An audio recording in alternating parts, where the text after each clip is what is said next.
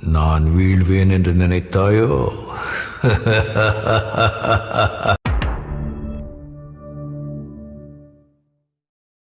ഒരു underrated ആയിപ്പോയ super ഹീറോയുടെ കഥയാണ് ഇന്ന് നിങ്ങൾ കാണാൻ പോകുന്നത്. അതെ, Little Superman no way to watch. ഒരുപാട് നാളുകൾക്ക് ശേഷം ഒരു വീഡിയോ ഇടുന്നത് കൊണ്ട് തന്നെ നിങ്ങളെ ഞാൻ സംസാരിച്ച് വെറുപ്പിക്കുന്നില്ല. അപ്പൊ നേരെ കഥയിലേക്ക് കടക്കാം. ഇവനാണ് നമ്മുടെ സൂപ്പർ ഹീറോ വില്ലി. ഈ വില്ലിയുടെ അച്ഛന്റെ പേരാണ് വിൽസൺ. സോ വില്ലിയാണ് നമ്മുടെ സൂപ്പർ ഹീറോ എന്നതുകൊണ്ട് തന്നെ ഈ സ്പൈഡർമാൻ സിനിമയിലൊക്കെ കണ്ടിട്ടുള്ളത് പോലെ അവന്റെ ഡെയിലി ലൈഫിൽ നിന്ന് തന്നെ നമുക്ക് തുടങ്ങാം. വില്ലിയെ പറ്റി പറയാനാണെങ്കിൽ അവനൊരു കോമഡിക്കാരൻ കൂടിയാണ്. എന്നാലും എങ്ങനെ എന്റെ സൈക്കിളിന്റെ കാറ്റ് പോയത്? നമ്മുടെ നല്ല ആരോഗ്യമുള്ള മനുഷ്യരുടെ കാറ്റ് പോന്നു, പിന്നെ സൈക്കിളിന്റെ കാറ്റ്. ഇതൊന്നല്ല വില്ലിയുടെ ഹൈലൈറ്റ്. ആക്ച്വലി വില്ലിക്കൊരു ലവർ ഉണ്ട്, അതായത് വില്ലിയുടെ മേരി ജെയിൻ. എന്നെ അടിച്ചിട്ട് നിനക്കെന്തൊരു ഫീൽ ഇല്ലാത്തത്? പിന്നെ ഫീലിംഗ് ശരിക്കും കിട്ടിയില്ലേ? കാണുമ്പോ മനസ്സിൽ കുളിർമ പകരുന്ന വില്ലിയുടെ ഒരു ക്യൂട്ട് പ്രപ്പോസൽ സീൻ കൂടി ഒന്ന് കണ്ടു നോക്കാം. എനിക്ക് ക്ലാസ്സിന് പോകാൻ സമയമായി, നീ വഴിയിന്ന് മാറ്. മരിയന്റെ പേര് പറ. അവന്റെ പേര് വില്ലി.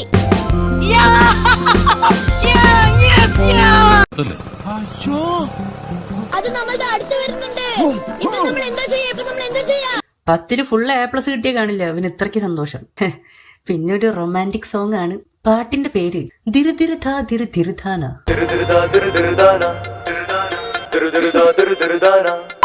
അങ്ങനെ ഇരിക്കുമ്പോഴാണ് വില്ലിയുടെ അച്ഛനായ വിൽസനെ ആരൊക്കെയോ ചേർന്ന് കൊല്ലുന്നത്. എന്നാൽ വില്ലിക്ക് അത് തടുക്കാൻ പറ്റിയില്ല. അവൻ മാറി നിന്ന് തന്റെ അച്ഛനെ വെട്ടിക്കൊല്ലുന്നത് കണ്ട് വാവ് എന്ന് പറഞ്ഞ് ആസ്വദിക്കും.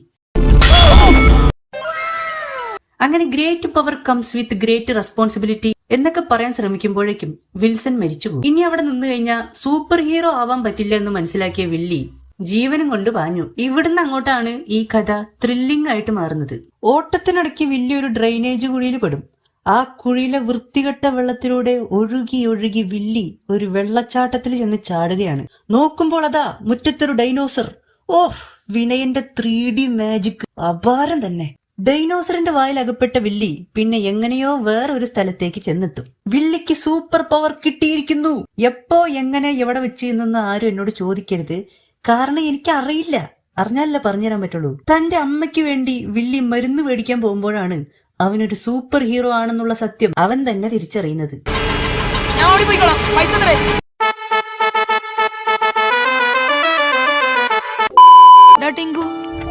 എന്താണ് എനിക്ക് ശരിക്കും സംഭവിച്ചത്?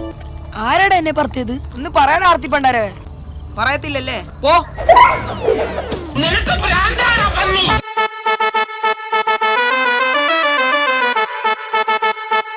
താനൊരു അഡാറ് സൂപ്പർ ഹീറോ ആണെന്ന് മനസ്സിലാക്കിയ വില്ലി തന്റെ അച്ഛനെ ഇല്ലാതാക്കിയവരെ തിരഞ്ഞു പിടിച്ച് കൊല്ലും.